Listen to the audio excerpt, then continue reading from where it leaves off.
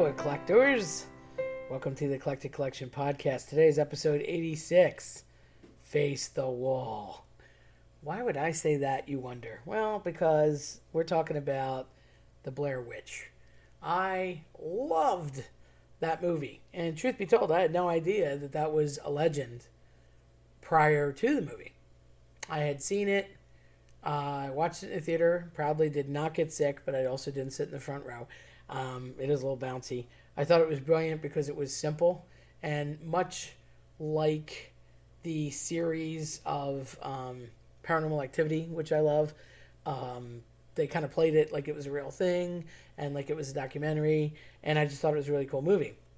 And even though Maryland's very close to me, I'm a Pennsylvania resident, and I'm in the southeastern part of PA, south of Philly, I never knew, with Maryland so close, I'm surprised. I just never heard of that. I'd heard of other things like the Jersey Devil, and I just never heard of that. So the backstory behind it, although there is a good chunk of it that's revealed in the movie, and it is worth a watch if you want to watch it. It's scary because you really don't really see anything, but that's what terrifies you.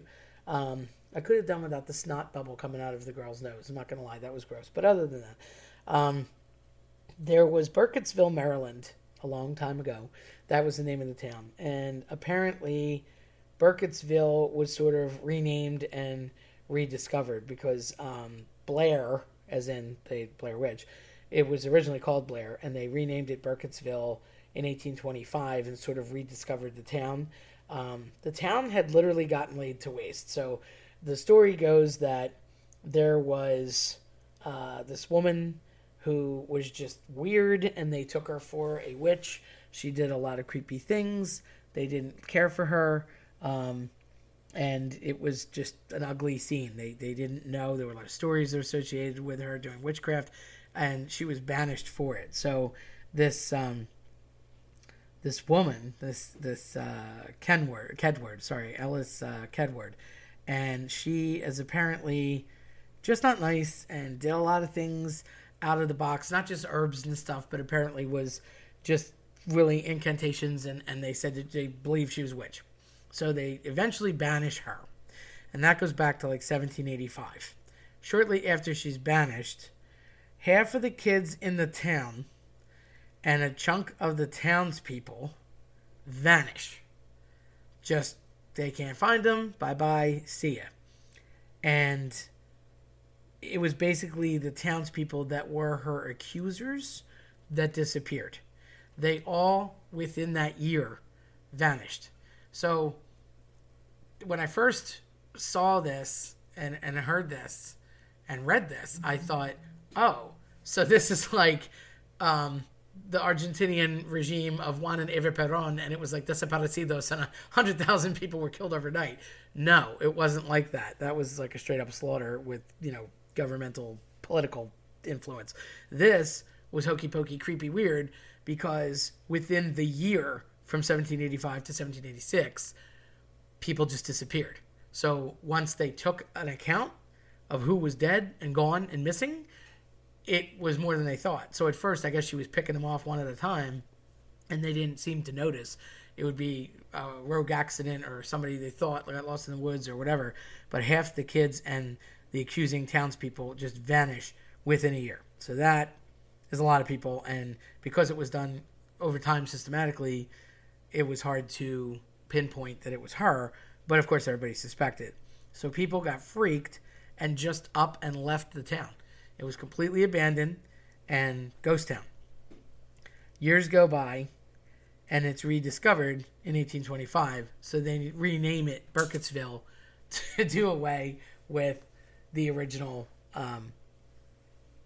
town name Blair, to not have it tainted by this woman anymore, so they don't want people to, associate it with bad luck.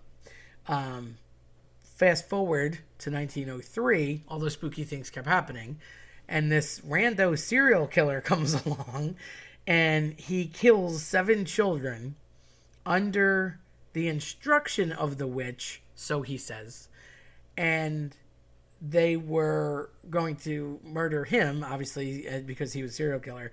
And it turned into a thing because he said the Blair Witch made me do it. I was under her spell.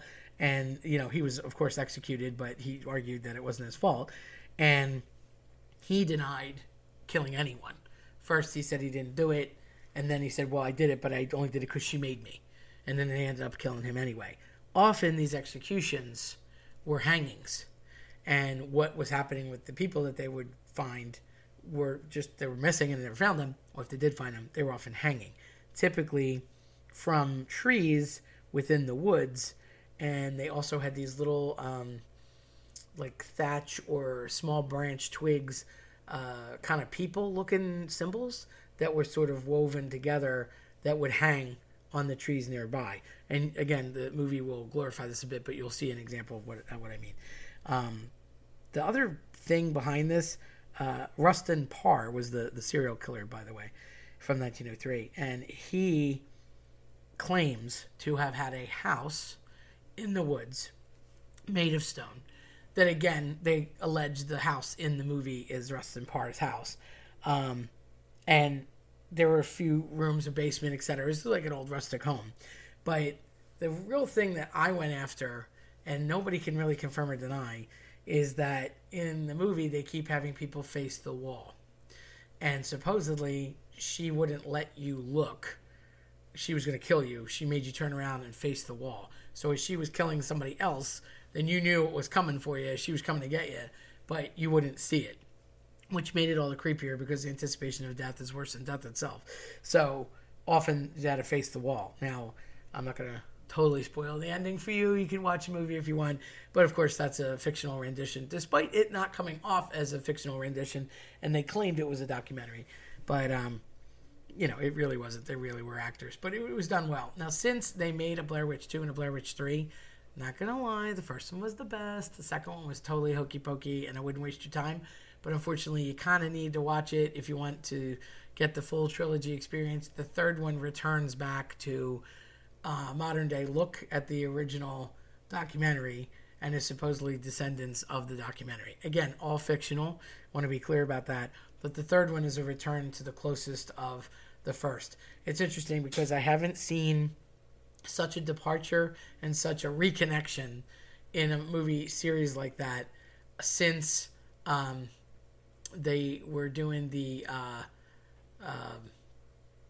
series with I'm losing my thought here. The Final Destination. Sorry, got it back. Final Destination was a great movie, the original one. They've made several now.